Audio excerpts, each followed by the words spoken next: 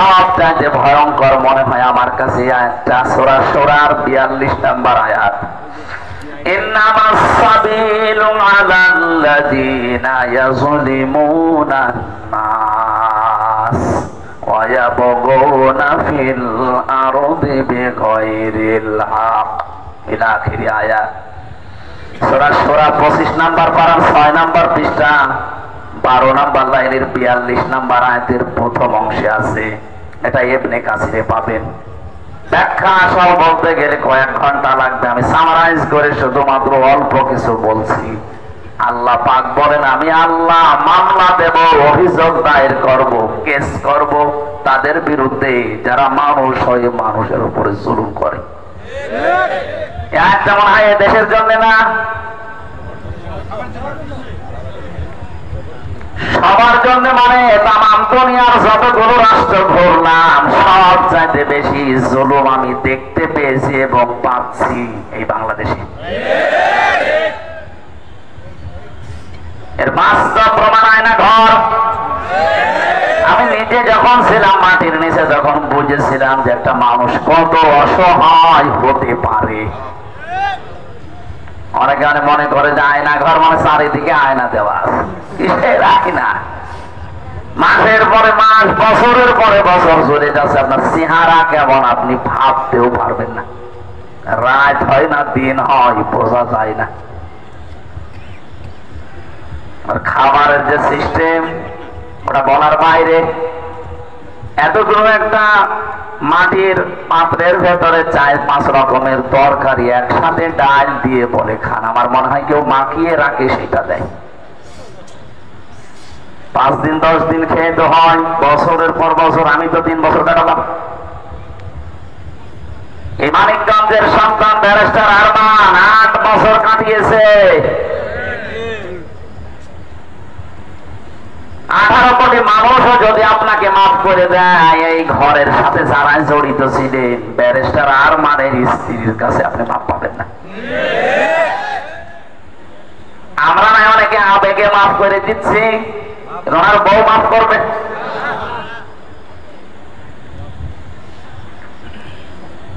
আমার ছোট মেয়েটা আপনাকে মাফ করবে না। যে অবস্থা আমাকে রেখেছিলেন, আমার কারণে আজ, আপনার কারণে আমার মেয়েটা আমার কাছে আসে না। মনে করে এরকম হুজুর তো বহু বাড়ি আসে, এটা মনে হয় এরকমই হুজুর।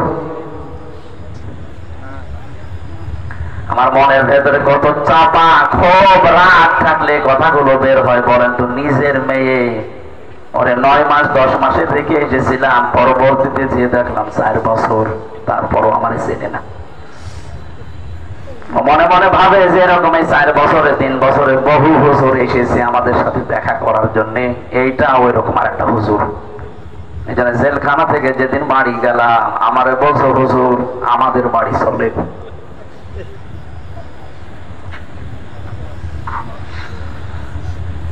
মানিকগঞ্জবাসী কথাটা কত ভয়ঙ্কর লাগছে বলেন তো। আল্লাহ নিজে মামলার বাদী, কত ওজনে কথা টের পাচ্ছেন। পুলিশের কাছে বাধা দেন, কালকে মামলা খাবেন, পুলিশ বাদী কেস হবে। রাষ্ট্রের কাছে বাধা দিলে রাষ্ট্রদ্রোহী মামলা হয়। আল্লাহ পাক বলেন জালেম যারা, এদের বিরুদ্ধে হামজার মামলা না, আমি আল্লাহ নিজে মামলা দেব।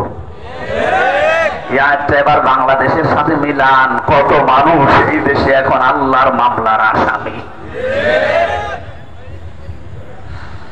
আল্লাহর মামলার এই আসামিগুলোর পক্ষে এখনো পর্যন্ত অনেকে ছাপাই গাচ্ছে।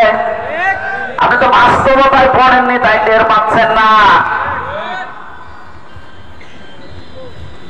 5 দিন থেকে দেখেন তো মাটির নিচে, তারপর আপনার মুখ দিয়ে উল্টা পাল্টা কথা এমনি বন্ধ হয়ে যাবে।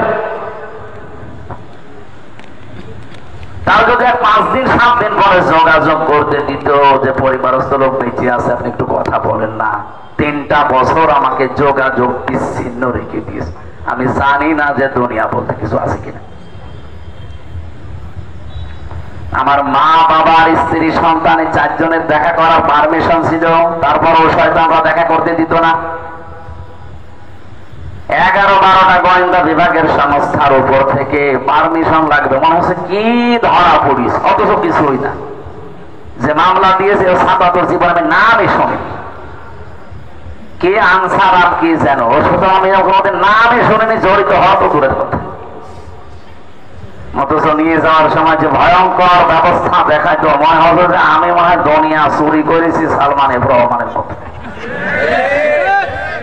মাথার উপরে দিত এক টুপি, বুকের উপরে দিত এক জ্যাকেট, পায়ে তো ডান্ডা বেড়ি, হাতের ভেতরে আবার হ্যান্ডকাপ লাগানো, মাথায় দড়ি বেঁধে মনে হচ্ছে গরু ছাগল টেনে নিয়ে যাচ্ছে। মানে দেখলেই মানুষ আতঙ্কিত হয়ে যেত, বিশাল সন্ত্রাসী আসতেছে। অথচ এই দেশে আমার মনে হয় 100 জন যদি পরিচিত মানুষ থাকে, আমার এই লোকটা তার ভেতরে একজন। পেটের ভেতর থেকেও জেনে আসেছে হামজা। কুষ্টিয়া থেকে পর্যন্ত আসার সময় মায়ের কোলে বসে বসে হামজা হুজুর, তার মানে হোসেনি। ওর মা হয়তো পেটে রাখা অবস্থায় থেকে দেখতে ও আর শুনেছে, ও ভেতরে ভেতরে শুনে মনে করছে যে হামজা হুজুর এটা। আমার মতো পরিচিত মানুষকে যদি আপনি এই করতে পারেন, যারা অপরিচিত কি করেছেন আপনার বিবেকের কাছে আপনি বলেন। কাউকে জিজ্ঞাসা করা লাগবে না, আপনি নিজের বিবেকের কাছে নিজে ধরা খাবেন। বড় ভয়ঙ্কর কথা এটা। আপনি হামজার মামলার আসামি না, আপনি আল্লাহর মামলার আসামি। আমার বিরুদ্ধে রাষ্ট্র মামলা দিয়েছিল, এই জন্য আমার জামিন দিত না। বহুবার হাইকোর্টে মামলা তুলেছে, বলে উপরের নির্দেশ ছাড়া আমরা পারবো না। একটা হাইকোর্টের বিচারপতি, একটা মূল্যচুরি মামলা, সে যদি কথা বলে যে আমি পারবো না উপরের নির্দেশ ছাড়া, বিচার ব্যবস্থা কি অবস্থায় ছিল আপনি টের পাচ্ছেন?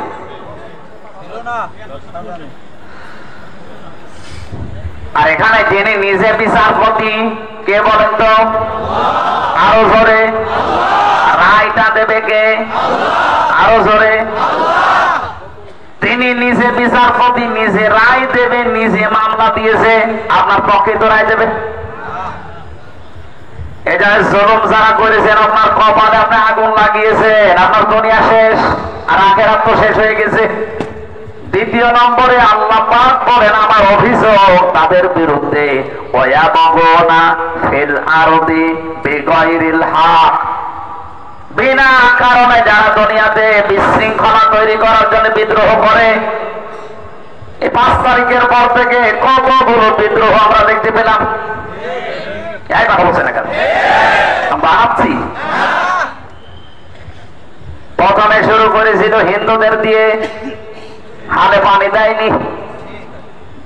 এরপরে শুরু করেছে আনসারদের দিয়ে, এটাও হচ্ছে না। সামনে এখনো কয়টা আছে, কিছুদিন পরে দেখবেন ওরা ডাক্তারদের লাগাবে, ওইটাও হালে পানি জমবে না। এরপরে শুরু করবে ওরা গার্মেন্টস যারা চাকরি করে তাদের দিয়ে, শ্রমিকদের দিয়ে। চরিত্রদের এত খারাপ জালেমদের, ওইটাও যখন পাবে না তখন আমার মনে হয় পতি তাদেরকে রাস্তায় নামাবে। এর একটা সুর পাওয়া যাচ্ছে সামনে, যে আশা, নিরাশা, দুরাশা। কত রকমের এনজিও সংস্থা আছে, এদের এই যে ব্যাকের আপা বলে যাদের নাম শুনি, ও নারী না পুরুষ বোঝা যায় না, এদেরকে রাস্তায় এখন নামানোর জন্য গোপন ষড়যন্ত্র চলছে। এই জন্য ওরা যদি ডালে ডালে থাকে, আমাদের পাতায় পাতায় থাকা লাগবে। সংস্কার যখন শুরু হয়েছে, সব জায়গায় সংস্কার তাড়াতাড়ি আরম্ভ করা লাগবে। জালেমদের দোসররা কখনো হেদায়েত পাবে না, ওদের হেদায়েত থেকে আল্লাহ বঞ্চিত করে দিয়েছে। আমি যতই বলেন না থাক, ও ভালো হয়ে যাবে। কি ভালো হবে মানে? হযরত নূহ আলাইহিস সালাম বরদোয়া দিয়েছিলেন এমনি না, তিনি বলেছিলেন রব্বিলা তাযারনি ফারদা, রব্বিলা তাযারনি। হ্যাঁ, না না, লা তাযার আলাল আরদি মিনাল কাফিরিনা দাজ্জারা ইন্নাকা ইন তাযারহুম ইউদিল্লু ইবাদাকা ওয়া লা ইয়ালিদু ইল্লা ফাজিরান কাফারা। ইয়া আল্লাহ, জালেমদের একটা আন্ডা বাচ্চা পর্যন্ত যেন জমিনে না থাকে, কারণ যেটা থাকবে ওইটার দ্বারা তোমার মান দ্বারা গোমরা হবে, আর ওইটার দ্বারাই দুনিয়ায় আরো জুলুম বৃদ্ধি হবে। নূহ আলাইহিস সালামের ধৈর্য হামজার চাইতে কম ছিল।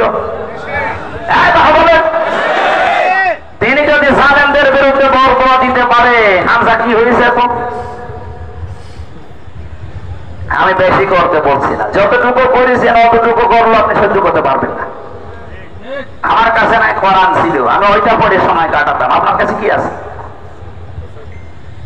কোরআনও নেই, কোরআনও পড়তে পারেন না, কি বইটা কাটাবেন? 3 বছর তো আমার কম, ব্যারিস্টার আরমানের মতো 8 বছর রাখলে আপনি এমনিতেই চিন্তায় মরে যাবেন। এখানে বিশৃঙ্খলাকে যারা তৈরি করছেন, এই মাঝে মাঝে এই ইস্যু তৈরি করে আপনি দুনিয়াতে বিশৃঙ্খলা করে বিদ্রোহ করার চেষ্টায় আছেন, আপনারা থামেন। যার পেছনে লাগতে চাচ্ছেন ও লোকটা অত কাঁচা খেলোয়াড় না, পাকা খেলোয়াড়। ওরে বসিয়েছে কি আপনি টের পাচ্ছেন? আপনার মতো মানুষ পিছে মেরে ফেলবে। কথাবার্তার ধরন দেখছেন না? যে আমি আসতে চাইনি, আমাকে নিয়ে আসা হয়েছে। একবার যখন এসে গেছি আমি যা বলবো করা লাগবে। আপনারা নিয়ে আসলেন কেন? দ্বিতীয় নম্বরে, জাতির পিতা যাকে বলে ঘোষণা দেওয়া হয়তো, তার মূর্তি যখন ভাঙা হচ্ছিল বিভিন্ন জায়গায় মোড়া, ওনারে জিজ্ঞাসা করেছে, স্যার এভাবে মানুষ মজিবের মূর্তি ভাঙে, আপনি কিছু বলেন? আমি কি বলবো? ওনার মেয়েরে জিজ্ঞাসা করেন। কথার ওজন টের পাচ্ছেন? কাঁচা খেলোয়াড় না, পাকা খেলোয়াড়।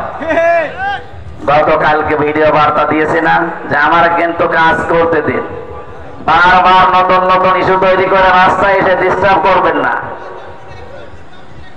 কারণ আমার পেছনে শুধু বাংলাদেশের 18 কোটি জনগণই না, অন্য কিছু আছে।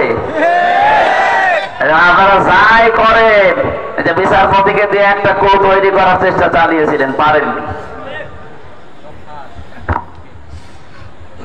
এই জন্য লোকটার বয়স হয়ে গেছে, অনেকে মনে করছে ও মহা সব শেষ। শেষ মানে ওদের কি ধরনের খেলোয়াড় আল্লাহ জানে। আর পেছনে যা আছে, সারা দুনিয়া একদিকে, আমেরিকা একদিকে। আপনি তাকান তো আমার দুনিয়ার দিকে,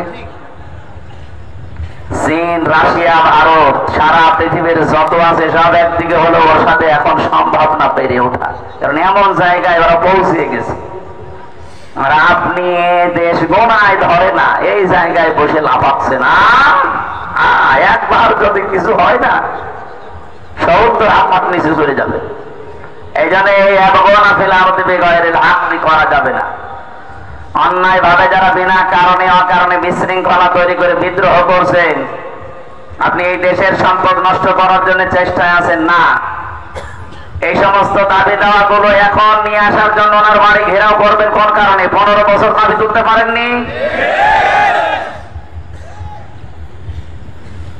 বোঝা যাচ্ছে ডায়াগনোস কালা, এর ভেতরে কোনো সমস্যা আছে। আপনি 15 বছর আমরা একদিনও দেখলাম না যে আনসার নামে যারা আছে তারা একটু প্রতিবাদ জানিয়েছে। হঠাৎ করে এখন আপনাদেরকে কি কেউ কাতুকুতু দিচ্ছে নাকি? এগুলো বন্ধ করবেন, নাই তো আপনি কিন্তু আল্লাহর মামলার আসামি। আপনি এগুলো হারাচ্ছেন, ওগুলো হারাবেন। আমি সাইয়্যিদুল আলামিনের কথা বলতে গিয়ে পর্যন্ত এসেছি। আল্লাহ পাক নবীকে সাইয়্যিদুল আলামিন জানিয়েছেন যে শুধু পৃথিবী না, যত গ্রহ নক্ষত্র জগৎ আছে, যেখানেই মানুষ বাস করুক না কেন, ওখানকার জন্য মুহাম্মদুর রাসূলুল্লাহ আদর্শ নেতা। ধরে আমাদের সাইয়্যিদুল বাশার, বাশার মানে আপনি যদি বলেন আমি মানুষ, মানুষ কত বাচ্চা আমি বিবেচিত, তাহলে আপনার আদর্শ হওয়া লাগবে মুহাম্মদুর রাসূলুল্লাহ। মানুষ দাবি করবে অথচ রাসূলুল্লাহর আদর্শ আপনি মানেন না, তাকে নেতা মানেন না, আপনি মানুষ না, অন্য কিছু। এবার আপনি বলেন আপনি কি? মানুষের বিপরীতে যা আছে আপনি তাই। আমি কথা বলবো না, কিন্তু আপনার চলে যাবে। আপনি মানুষের বিপরীতে কি হয় বলেন তো? জানোয়ার। কাউকে যদি বলেন এই যে বাঘের বাচ্চা, ওর বুক বড় হবে, ওরা যদি বলেন জানোয়ারের বাচ্চা, তো বাঘ কি? বাঘ জানোয়ার না? মানুষের বিপরীতে যে শব্দগুলো আমরা ব্যবহার করি আপনি ওইটা হয়ে যাবেন। এই জন্য মানুষ হিসাবে নিজেকে পরিগণিত করতে হলে আজকেই সিদ্ধান্ত নেওয়া লাগবে, মোহাম্মদ রাসূলুল্লাহ বাদ দিয়ে আমি কাউকে আদর্শ মানি না। এটা এ পর্যন্ত থাকবে, এটা বাইরে যাবে না। অবশ্যই ঠিক। কোন এলাকায় আসলো? এদের মনে হয় হালকা কিছু তার কাটা আছে। আপনি কি বলছেন? আপনি টের পাচ্ছেন? আমি যে বললাম এই আওয়াজটা শুধু এ পর্যন্ত, এটা বাইরে যাবে না। অবশ্যই তাও ঠিক। কিভাবে ঠিক পাচ্ছে? আপনি বিবেচিত, আপনি বলছেন আমি মানুষ, আর রাসূলুল্লাহকে আপনি মানেন না। তাহলে ইয়াসিন সূরা পড়ে 10 বার কোরআন খতমের সওয়াব পাবেন? আপনি তো প্রথম শব্দ মানেননি। এই জন্য আমরা সিদ্ধান্ত নেন, কারণ দুনিয়ার বিষয় হলে আমি আয়াত পড়তাম না। এটা সম্পর্ক আখিরাতের। সর্বপ্রথম মানুষকে বিচারের ফায়সালায় ডাকবেন কয়জন করে? দ্বিতীয় সিস্টেমে ইয়াউমা নাদউ কুল্লা উনাসিন বিইমামিহিম, সূরা বানী ইসরাঈল 15 নম্বর পারা 8 নম্বর পৃষ্ঠা 3 নম্বর লাইনের 72 নম্বর আয়াতের প্রথম অংশে আছে। আল্লাহ পাক বলেন কিয়ামতের দিন প্রতিটি মানুষকে এবার দ্বিতীয় সিস্টেমে ডাক দেওয়া হবে তার নেতার সাথে। অমানিকগঞ্জবাসী শুধু রাজনীতি মনে না করে বিবেকের কাছে এবার প্রশ্ন করেন এই আয়াতটা নিয়ে। আল্লাহ কিয়ামতে ডাকবে আপনার নেতার সাথে, আগে নেতা এরপরে কর্মী। আপনার কি মনে হয় আপনি যার আদর্শ মতো চলেন আর মুখ ফুলিয়ে বলেন আমি অমকের আদর্শের সৈনিক, ওই লোকটাকে যদি আল্লাহ কিয়ামতে ডাকে এর পেছনে থাকবেন আপনি? আপনি বলেন তো আপনাকে আল্লাহ মাফ করবে বলে মনে হয়? এখনই বলছেন না, ও তো ধরা খেয়ে বসে আছে। আপনারা ধরা খেতে চান? তাও বলছেন না। এর আগেও বলছে না, এখনো বলছে না। আদর্শ ঠিক করা কত বড় গুরুত্বপূর্ণ বিষয় এবার আপনি টের পেয়েছেন। আমি জানি না এরপরও আপনি ফিরবেন কিনা। সরাসরি আল্লাহ যদি আপনার পরিবর্তন না ঘটায়, হামজামা এখানে এসে ফেরেশতা জিবরাইল ওয়াজ করলো, আপনি মনে করবেন মনে হয় ওইদিকে টেনে কথা বলছে। আমি কোন দিকে টেনে কথা বলছে এখানে জিজ্ঞাসা করেন, যে হুজুর আছে জিজ্ঞাসা করেন। আমি তো সবগুলো দলিল দিচ্ছি না, জাকের নায়কের মতো তা আয়াত পারা পৃষ্ঠা নাম্বার লোক সব বলে দিচ্ছি। এরপরও যদি কারো অবিশ্বাস হয় একা একা বসেন, আমি সব বুঝিয়ে দেব। এরপরও যদি না মানেন আমার আর কিছু করার নেই, আমি মোনাজাত করে দিলাম।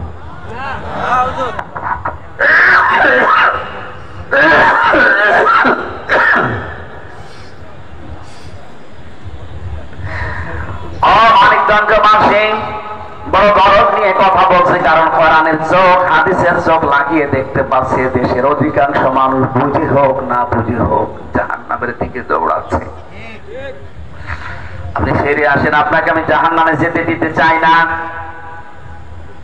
নেতাটা ঠিক করা এত জরুরি। আল্লাহ ইয়াসিন বলে আল্লাহর ঘোষণা দেওয়া নেতা একজন, তিনি ডাক দিয়েছেন হে নেতা, শুধু এই জগতে না, সাজ্জিদুল কাউনাইন, কাউনাইন মানে উভয় জগৎ, এখানেও লাগবে, চোখ বন্ধ হওয়ার পরেও লাগবে। চোখ বন্ধ হয়ে গেলে এখনই মাটির নিচে যখন আপনাকে রাখবে, 3 নম্বরে বলবে মান হাজার রজুল, এই লোকটাকে আপনাকে বলা লাগবে হাজা নাবিয়ুনা মুহাম্মাদুর রাসূলুল্লাহ।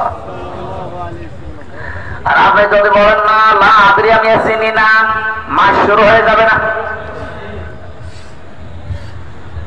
রিমান্ড আমার গায়ে হাত ধরেনি, কিন্তু মানসিক ভাবে এমন যন্ত্রণায় রেখেছিল। ওনারা যেটা বলতে বলে যে না এটা তো বলা যাবে না, কারণ এই কাজ আমি করি নাই। তখনই এমন উল্টা পাল্টা কথা বাবা মা তুলে আর সাইদি সাহেবকে নিয়ে এত অকথ্য ভাষায় গালি দিত, মনে বলতো আল্লাহ যদি হাতে কিছু থাকতো এই মুহূর্তে আমি পিঠাতাম। যারা যারা আলেমদের বিরুদ্ধে ষড়যন্ত্র করেছিল একটাকেও আল্লাহ কিন্তু ছাড় দেয়নি, প্রত্যেকটাকে আল্লাহ উলঙ্গ করে দিয়েছে জাতির সামনে। বিশ্বানন্দে মুফাসসির কোরআনের পাখিকে সবচেয়ে বেশি উল্টা পাল্টা ধারণা করতো এই মানিককা। বলার বাবা শুয়ে আছে এখন, এমন কিছু জিনিস উড়িয়ে গেছে। আর ওই যে ছোট হুজুর যেটা মাদানি, প্রথম আমার সাথে 2 মাস ছিল, আমার বলছে ভাই দুঃখের কথা বলতে নেই, রাত 12:30 1টার দিকে আমার নিয়ে গেল হাতের ছিটে।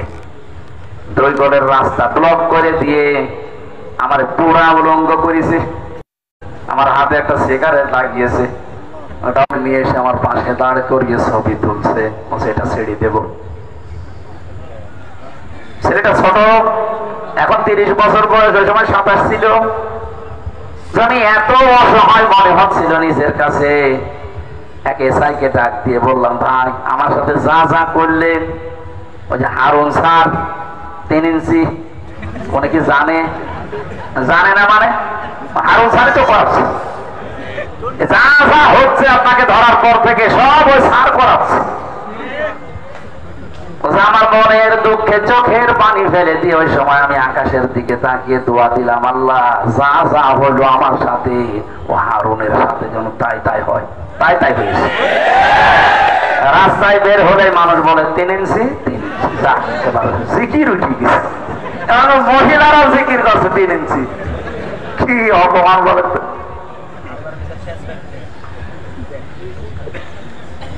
আমি হাদিস পড়েছিলাম, ইত্তাকি দাওয়াতাল মাসলুম ফাইন্নাহা লাইসা বাইনাহু ওয়া বাইনাল্লাহি হিজাব। মুসলিম শরীফের হাদিস। নবীজি বলেন, দুনিয়ায় আর যাই করে বেড়াও, মজলুমের বরদোয়া থেকে নিজেকে বাঁচিয়ে রাখবা। এটা বড় ভয়ঙ্কর মারাত্মক জিনিস। কারণ মজলুম যদি কিছু সত্যি বলে মন থেকে, ওটার ভেতরে আর আল্লাহর ভেতরে কোনো পর্দা থাকে না, সঙ্গে সঙ্গে কবুল হয়ে যায়। এটা যে কবুল হয়েছে ছোট হুজুরেরটা, আপনি এখন অবিশ্বাস করছেন? বলেন। আর এই যে কয়েকদিন আগে বাংলাদেশে যত টাটকা শয়তান গুলো ছিল, তার ভেতরে একটা আমার কুষ্টিয়ার ননু, কি নাম যেন, এনো এনো না ননু, শয়তান সংসদে দাঁড়িয়ে দাঁড়িয়ে আলেমদেরকে কি করে বিপদে ফেলা যায় ওই কাজ করছে। আজকে একটা ভিডিও বের হয়েছে, মাওলানা মামুনুল হকের নামে, আল্লাহর ওলি এই দেশে ছিল জনায়েত বাবুনগরী, তার নাম নিয়ে কি করে বিপদে ফেলা যায় এটাকে প্রধানমন্ত্রীকে দিয়ে কাজ করাতে। শয়তানকে আল্লাহ শায়েস্তাও করেছে, এমন ভাবে লাথি দিয়েছে। আজকে একজন দেখলাম লাথি দিয়েছে। না, আপনি আর যাই করেন, মজলুমের বরদোয়া থেকে বেঁচে থাকেন। এ বড় মারাত্মক তীর, একবার যদি বের হয়ে যায় কারো বাবার সাধ্য নেই তীর ফেরানো। দুনিয়ায় আপনাকে আল্লাহ শাস্তি দেবে, সে যেভাবেই হোক। অভয় জগতে যেহেতু কাজে লাগবেন, 4 নম্বরে সাইয়্যিদুল আম্বিয়া বলেছিলাম, নবীর বহু বচন আম্বিয়া। আপনি যদি বলেন আমি তো মানুষ না, আমি নবী, তাই কি নবী হিসাবে দুনিয়ায় আসলে আপনাকে মুহাম্মদ রাসূলুল্লাহকে নেতা মানা লাগবে? কেউ যদি বলে আমি নবী না আমি রাসূল, আল্লাহ পাক তাফসীরের ভেতরে আমি পড়েছি সাইয়্যিদুল মুরসালিন দিয়েছেন। আপনি রাসূল দাবি করলো, আপনাকে মুহাম্মদ রাসূলুল্লাহকে নেতা মানা লাগবে, এত কঠিন শব্দ এটা। আর সেইটা হাসি খাওয়া তামাশা করে, ইয়ার কি আড্ডা করে এদিকে ওদিকে কাটিয়ে যাওয়ার চেষ্টা করছে। আর কি দুনিয়ার বিষয়, কে বলেছে দুনিয়ার বিষয়? নেতৃত্বের বিষয় সব আখিরাতের সাথে সম্পর্কিত। সূরা নিসা 5 নাম্বার পারা 6 নাম্বার পৃষ্ঠা 9 নাম্বার লাইনের 59 নাম্বার আয়াতে আছে, ইয়া আইয়ুহাল্লাযীনা আমানু আতিউল্লাহা ওয়া আতিউর রাসূলা ওয়া উলিল আমরি মিনকুম। যারা তাফসীর বোঝে, যারা শব্দ বোঝে, জিজ্ঞাসা করে নাই যে আতিউ এ ফেল, এ ভার্ব, এ ক্রিয়া, এই শব্দটা আল্লাহ নিজের নামে দিয়েছেন, রাসূলের নামে দিয়েছেন, কিন্তু উলিল আমর এদের আগে দেয়নি। কোনো প্রশ্ন করা যাবে না, তোর বুঝে আসুক বা না আসুক, হয়তো তোর ছোট্ট জ্ঞানে বুঝে আসছে না, কিন্তু মানা লাগবে। কিন্তু না, দুধ খাওয়া ঠিক হয়, বারবার কাশি হচ্ছে। চা আছে, লাল চা এখানে হবে না, এখন ব্যবস্থা করতে বলে আধা ঘন্টা পরে আস।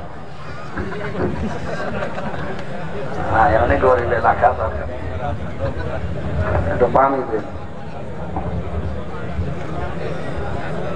সামনে সামনে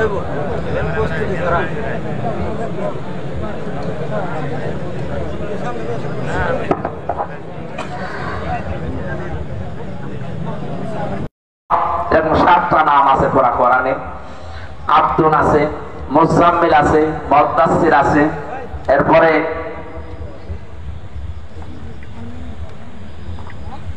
ইয়াসিন, তাহা, আব্দুল, মুজাম্মিল, মুদাসসির, আহমদ, মুহাম্মদ, এই 7টা নামে আল্লাহ ডাক দিয়েছে। প্রতিটি নামের আবার আলাদা আলাদা 5টা, 7টা, 10টা, 15টা, 21টা, 27টা করে ব্যাখ্যা লিখা আছে। এটা একটা বিষয় নেওয়ার জন্য আমি এসেছি, এজন্য সব বাদ দিয়ে দিলাম। আল্লাহ আমাদেরকে ইয়াসিন বলে যেটা জানাতে চেয়েছে, অল্প সময় হলেও মাথার ভেতরে কিছু ঢুকেছে, এখন মেনে চলার তৌফিক দিন। দরুদ আর সালাম পড়ছি আমাদের নবী মুহাম্মদ রাসূলুল্লাহ সাল্লাল্লাহু আলাইহি ওয়াসাল্লামের প্রতি। কোরআনে কারীমের সূরা শূরা, শূরা মানে সংসদ, শূরা মানে কি? সংসদ নামে একটা সূরা আল্লাহ দিয়েছেন, অথচ সংসদের নাম শুনলেই এই যে ইনু মেনো এরা আগে বলতো যে হুজুররা এসব কাজে আসবে কেন? ইসলাম থাক, ওরা মানে ইসলাম বিশ্বাস করে, কিন্তু ওটা ব্যক্তিগত জীবনে থাকবে, ওটা পরিবারে, সমাজে, রাষ্ট্রে, আন্তর্জাতিক জীবনে, ব্যবসায় বাণিজ্যে আসতে পারবে না। এইটার নাম হচ্ছে ধর্ম নিরপেক্ষ মতবাদ। যারা ধর্ম নিরপেক্ষ মতবাদ মেনে চলে তারা হচ্ছে সলিড কাফের। নাম যতই মোহাম্মদ অমুক হোক, এটা আমি বানালাম। এটা সূরা নিসা 6 নাম্বার পারার 1 নাম্বার পৃষ্ঠা 4 নাম্বার লাইনের 150 নাম্বার আয়াতে আছে। দলিলগুলো লম্বা করে বলা যাচ্ছে না। যারা ধর্ম নিরপেক্ষ মতবাদে বিশ্বাসী, এর ধ্বজাধারী যারা, তাদের কাজটা কি আল্লাহ আগে বর্ণনা করছেন। আল্লাহ রাব্বুল আলামিন বলেন, ইন্নাল্লাযীনা ইয়াকফুরুনা বিল্লাহি ওয়া রুসুলিহি ওয়া ইউরিদুনা আন ইউফাররিকু বাইনাল্লাহি ওয়া রুসুলিহি ওয়া ইয়াকুলুনা নু'মিনু বিবা'দিন ওয়া নাকফুরু বিবা'দিন ويريدون أن يتخذوا بين ذلك سبيلا أولئك هم الكافرون حقا। এই কথাগুলো বলতে বলতে আল্লাহ বলে এরা হচ্ছে হক কাফের। কি কাফের? সলিড কাফের। এরা হজ করতে পারে, যাকাত দিতে পারে, নামাজ পড়তে পারে, আল্লাহ আছে বিশ্বাস করতে পারে, কিন্তু এরা কাফের। যারা কোরআনে কারিমের কিছু বিশ্বাস করে আর কিছুর সাথে কুফরি করে, আল্লাহ রাসূলের আয়াত নিয়ে যারা আরেকটা নতুন পথ বের করে, এই যে ধর্ম নিরপেক্ষ মতবাদ, একটা নতুন পথ। এই জন্য যারা এই লাইনে আছেন তাদের বড় ক্ষতি হবে। কি? সূরা কাহাফ 103 নাম্বার আয়াত, কুল হাল নুনাব্বিউকুম বিল আখসারিনা আমালা। হে নবী, আমি কি বলবো আপনাকে যে কাজের দিক থেকে সবচাইতে বেশি ক্ষতিগ্রস্ত হয়েছে? তাফসীরের সিগা দিয়েছেন বিল আখসারিনা আমালা। কাজকর্মের দিক থেকে সবচাইতে বড় ক্ষতিগ্রস্ত দুনিয়ার কোন লোকটা? আমি কি বলবো?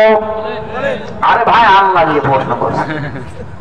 আল্লাহ বলছেন আমি কি বলবো? নবীজি বললেন আপনি বলেন। আল্লাহ এবার বলছেন, আল্লাযীনা দাল্লা সা'য়ুহুম ফিল হায়াতিদ দুনিয়া ওয়া ইয়াহসাবুনা আন্নাহুম ইউহসিনুনা সুনআ।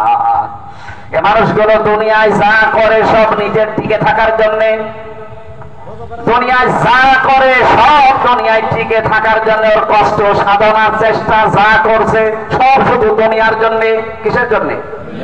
শুধু দুনিয়ার জন্য। আপনি টাকা নেবার দুনিয়াদারদের দিকে আয়াতটা মনে হচ্ছে ওদের নাম ধরে আল্লাহ নাযিল করছেন। আমি তো তাই দেখতে পাচ্ছি কোরআন দিয়ে যে মিলে যাচ্ছে। খাপের খাপ, মমতাজের বাপ, মিলে যাচ্ছে না? ওদের যা সব দুনিয়া টিকে থাকার জন্য, আখিরাতের জন্য কোনো কাজ আছে ওদের? যা করছে সব দুনিয়া। ওদের চেষ্টা, সাধনা, কষ্ট, রাত জাগা, সফর করা সব শুধু দুনিয়া, দুনিয়ার জন্য। আর ওরা মনে করে আমরা তো ভালো কাজে আছি। আল্লাহ পাক বলেন না, ওরা মনে যায় ধারণা করো ওরা ভালো কাজে নেই। উলাইকাল্লাযীনা কাফারু। আল্লাহ বলেন ওই মানুষগুলো। আমি নাম ধরে ধরে যদি কোরআনে আয়াত নাযিল করার নাম থাকতো, 1000 বছর আগে যদি আল্লাহ ওর নামটা এখানে দিয়ে দিত, এখন এখানে 100 ভাগ মিলে যেত। যেহেতু নাম দেয়নি, ওর কর্মের নামটা দিয়েছে। কাজ কর্মের নাম দিলেও যেহেতু বোঝা যায় যে হ্যাঁ ওখানে ওই জিনিস আছে। এখন যদি ওই হাফ কিলোমিটার দূরে আমরা দেখি ধোঁয়া উঠতেছে, এখানকার মানুষ যারা আছে কি ধারণা করবে যে ওখানে আগুন আছে? কি আছে? ধোঁয়া উঠছে। আগুন না থাকলে ধোঁয়া ওড়ে? এই যে কাজকর্মগুলো যারাই করবে শুধু দুনিয়ায় টিকে থাকার জন্য, ওরা মনে মনে করবে আমরা ভালো কাজে আছি, ভালো পথে আমরা আছি। আল্লাহর মালায়েকা এই মানুষগুলো এরা কাফের বিআয়াতি রাব্বিহিম, আমি আল্লাহর আয়াতের সাথে, নিদর্শনের সাথে, আমার বিধানের সাথে এরা কুফরি করে। আমার সাথে যে সাক্ষাৎ করা লাগবে, আমার কাছে দাঁড়িয়ে হিসাব দেওয়া লাগবে, এই টেন্ডেন্সি তাদের ভেতরে নেই। এইটা তৈরি হওয়ার কারণে এই নাস্তিকের চাইতেও বড় কঠোর ভয়ঙ্কর লোক ছিল হযরত ওমর। শুধু এই বিশ্বাসটা তৈরি হওয়ার কারণে এমন জায়গায় পৌঁছিয়েছেন হযরত ওমর, অত উপরে পৌঁছানো কারোর দ্বারা এখন আর সম্ভব না। এজন্য আমরা যারা আছি আমাদের বিশ্বাসটা এটা নিয়ে আসা লাগবে যে আমাকে একটা জবাব দিতে হবে, এরকম একটা জায়গা আমার সামনে আছে। আর এইটা যার ভেতরে যত বেশি দৃঢ় হবে, মজবুত হবে, ওর জীবন তত পরিচ্ছন্ন হবে। সে যে বিভাগে আছেন না কেন, বিচার ব্যবস্থায়, প্রশাসনে, ব্যবসায়, চিকিৎসায়, যত বিভাগে আপনি কাজ করেন, যার ভেতরে এই বিশ্বাস যত দৃঢ় হবে, শক্তিশালী হবে যে আমার কিন্তু সাক্ষাতের একটা জায়গা আছে, ওখানে সাক্ষাতের জন্য কোনো সাক্ষীও লাগবে না, আমার শরীরের ভেতরে অপরাধগুলো ভেসে উঠবে। এটা যত বেশি মানুষের ভেতরে টেন্ডেন্সি পয়দা হবে, ওর জীবন দেখবেন তত পরিচ্ছন্ন হবে। হযরত ওমর এটা এত বেশি ভেতরে নিয়ে এসেছিলেন। একটু খেয়াল করে, আমার সন্তানটা দিয়ে আসলেন মাদ্রাসায়। হযরত আব্দুল্লাহ, হযরত আলীর সন্তান হোসাইন রাদিয়াল্লাহু তাআলা আনহু ওই মাদ্রাসায় পড়তো। বারবার উপর থেকে কলম ফেলে দিচ্ছে টেবিল থেকে, আর হোসাইনকে বলে তুলে দাও। হযরত আব্দুল্লাহকে বলছে তুলে দাও। 3 বার তুলে দেওয়ার পরে উনি বলে ফেললেন যে আমি কি আপনার চাকর, খাদেম, গোলাম যে বারবার কলম ফেলে দেন আর তুলতে বলেন? অথচ আমি একটা রাষ্ট্রপতির ছেলে। হযরত হোসাইন বলে ফেলেছেন যে হ্যাঁ তুমি আমার খাদেম শুধু না, তুমি খাদেমের বাচ্চা খাদেম। হযরত আব্দুল্লাহ বাড়িতে গিয়ে বলছে আব্বা আমি আর মাদ্রাসায় যাব না। কেন? হোসাইন আমাকে গালি দিয়ে অপমান করেছে, শুধু আমাকে না তোমাকেও গালি দিয়েছে, তুমি নাকি খাদেম ছিলে। হযরত ওমর বললেন বিচার হবে কিন্তু আজকে না, জমার দিন। খুতবা দিচ্ছিলেন, হঠাৎ আলোচনা বন্ধ করে দিয়ে বললেন হোসাইন আসো, হ্যাঁ সামনে আসো। তুমি আমার সন্তান আব্দুল্লাহকে ছোট করে গালি দিয়েছো যে আমি খাদেমের বাচ্চা, খাদেম। হ্যাঁ দিয়েছো। কেন বললে কথা? হযরত হোসাইন বলে খলিফা বুকে হাত দিয়ে এখানে বলেন তো আপনি কি আমার নানার খাদেম ছিলেন না? হযরত ওমরের কথা বন্ধ হয়ে গেছে, চোখ দিয়ে দরদর করে পানি ঝরছে। ডাক দিয়ে বলে হোসাইন আমি তো এভাবে ভাবি নাই, তুমি এই কথাটা লিখে দিতে পারবে? কাগজ কলম নিয়ে আসেন। খেজুরের পাতা নিয়ে এসেছে, উনি লিখে দিলেন এ ওমর আমার নানার খাদেম ছিল, আমি দেখেছি, কিন্তু হোসাইন ইবনে আলী। সই করে দিলাম। কাগজটা হাতে নিয়ে জমা দিলেন। ডাক দিয়ে বললেন নবীর সাহাবীরা বিচার হয়ে গেছে। ছোট মানুষ তো আব্দুল্লাহ বলে বাবা তুমি তো বিচার শুরু করলে না, কি করে হয়ে গেল? হযরত ওমর বলে সন্তান যে বিচার করেছি এটা দুনিয়া না, মরণের পরেও কাজে লাগবে। আমি যখন মারা যাবো এই কাগজটা আমার কাফনের ভেতরে দিয়ে দিও। জীবনে যদি কিছুই কবুল না হয়, কিয়ামতে আল্লাহ যখন আমাকে বিচারের জন্য ডাক দেবে, প্রথমে তো একা একা ডাকবে। দুনিয়ায় কিচ্ছু যদি আল্লাহর ভালো না লাগে, এই কাগজটা তুলে ধরবো, ডাক দিয়ে বলবো মাবুদ তোমার নবীর নাতি লিখে দি আমি নবীর খাদেম ছিলাম, এই উসিলাই হলো আমার মাফ করে দেন। তারা কোন টেন্ডেন্সি নিয়ে চলবে, আমরা আছি কোন ধান্দায়?